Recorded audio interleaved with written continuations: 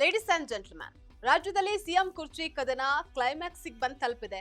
ನಾನೇ full time CM ಅಂತ ಅಂದ್ಕೊಂಡಿರುವಂತಹ ಸಿಎಂ ಸಿದ್ದರಾಮಯ್ಯಗೆ ಫುಲ್ ಶಾಕ್ ನೀಡೋದಕ್ಕೆ ಡಿಕೆ ಶಿವಕುಮಾರ್ ತುದಿಗಾಲ ನಿಂತಿದ್ದಾರೆ. ಸುಮಾರು 80 ಜನ ಶಾಸಕರ ಲಿಸ್ಟ್ ಹಿಡಿದು ದೆಹಲಿಗೆ ಹೋಗೋದಕ್ಕೆ ಸಿದ್ಧರಾಗಿದ್ದಾರೆ. ಹಾಗಾದ್ರೆ ಡಿಕೆ ಶಿವಕುಮಾರ್ ಈ ಬಾರಿಯೇ ಸಿಎಂ ಸೀಟಿಗೆ ಏರ್ತಾರಾ? ಸಿಎಂ ಸಿದ್ದರಾಮಯ್ಯ ಮಾತ್ರ ಅಷ್ಟೊಂದು ಸುಲಭವಾಗಿ ಸೀಟನ್ನ ಬಿಟ್ಕೊಡ್ತಾರಾ? ವೀಕ್ಷಕರೇ, ನೆಲ ಜಲ ಭಾಷೆಗಾಗಿ ಪ್ರಾಮಾಣಿಕ ಪತ್ರಿಕೋದ್ಯಮ. ನೀವು ನೋಡ್ತಾ ಇದ್ದೀರಾ ಫೋಕಸ್ ಟಿವಿ. ನಾನು ನಿಶ್ಚಿತ.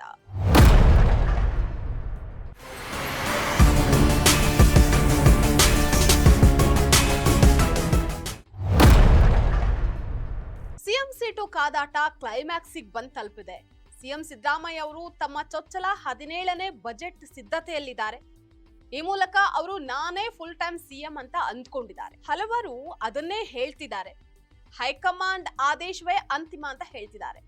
ಅದಲ್ಲದೆ ವಾಸ್ತವವಾಗಿ ಸಿದ್ದರಾಮಯ್ಯ ಅವರಿಗೆ ಶಾಸಕರ ಬೆಂಬಲ ಹೆಚ್ಚಾಗಿರೋದೇ ಅವರ ಶಕ್ತಿ.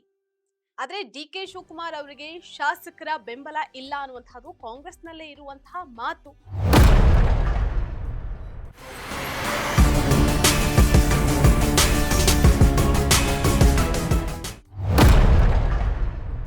ಈ ವಿಷಯ ಅರಿತಿರುವಂತಹ ಡಿಕೆ ಶಿವಕುಮಾರ್ ಅವರು ತಮ್ಮ ಕಡೆ ಹೆಚ್ಚು ಶಾಸಕರನ್ನ ಬೆಂಬಲಕ್ಕೆ ನಿಲ್ಲುವಂತೆ ವಿಶ್ವಾಸಕ್ಕೆ ಪಡೆದುಕೊಳ್ತಾ ಇದ್ದಾರೆ ಅಂತ ಹೇಳಲಾಗಿದೆ.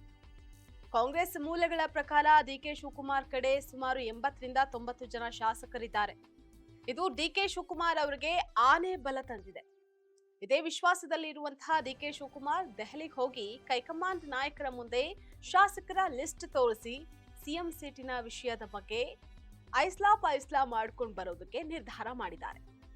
ಡಿಕೆ ಶಿವಕುಮಾರ್ ಅವರು ಹಲವು ಯೋಜನೆಗಳ ವಿಷಯವಾಗಿ ದೆಹಲಿಗೆ ಹೋಗ್ತಾ ಇದ್ದಾರೆ. ಆದ್ರೆ ವಾಸ್ತವವಾಗಿ ಸಿಎಂ ಸೀಟಿನ ವಿಷಯವಾಗಿಯೇ ಅವರು ದೆಹಲಿಗೆ ಹೋಗ್ತಾ ಇದ್ದಾರೆ ಅಂತ ಹೇಳಲಾಗ್ತಾ ಇದೆ. ನೇರವಾಗಿ ಕೊಟ್ಟ ಮಾತಿನಂತೆ ನಡ್ಕೊಳ್ತೀರಾ, ಇಲ್ಲ ಅಂತ ಅಂದ್ರೆ ಹೈಕಮಾಂಡ್ ನಾಯಕರ ಬಳಿ ಡಿಕೆ ಶಿವಕುಮಾರ್ ನೇರ ಮಾತುಕತೆಯನ್ನ ನಡೆಸ್ತಾರೆ. ಸಿಎಂ ಸೀಟಿನ ವಿಚಾರ ಪರಿಹರಿಸಿಕೊಂಡೇ ಅವರು ಬೆಂಗಳೂರಿಗೆ ವಾಪಸ್ ಆಗ್ತಾರೆ ಅಂತ ಹೇಳಿ ಕಾಂಗ್ರೆಸ್ ಮೂಲಗಳು ಫೋಕಸ್ ಟಿವಿಗೆ ಮಾಹಿತಿನ ತಿಳಿಸಿದೆ. ಏನೇ ಆಗ್ಲಿ, ಡಿಕೆ ಶಿವಕುಮಾರ್ ಅವರಿಗೆ ನಿಜವಾಗ್ಲೂ 80ರಿಂದ 90 ಜನ ಶಾಸಕರ ಬೆಂಬಲ ಇದೆಯಾ? ಅದು ಕೇವಲ ಮಾತಿಗೆ ಮಾತ್ರನಾ, ಅಥವಾ ಶಾಸಕಾಂಗ ಪಕ್ಷದ ಸಭೆ ಅಂತ ಬಂದಲ್ಲಿ ನಿಜವಾಗ್ಲೂ ಅಷ್ಟೊಂದು ನಂಬರ್ನಷ್ಟು ಶಾಸಕರು ಡಿಕೆ ಶಿವಕುಮಾರ್ ಬೆಂಬಲಕ್ಕೆ ನಿಲ್ತಾರಾ?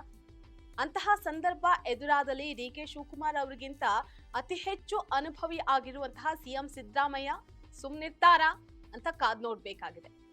ಇದಾಗಿತ್ತು ಇವತ್ತಿನ ಫೋಕಸ್ ಸ್ಪೆಷಲ್ ಸ್ಟೋರಿ. ನೆಲ ಜಲ ಭಾಷೆಗಾಗಿ ನೋಡ್ತಾ ಇರಿ ಫೋಕಸ್ ಟಿವಿ.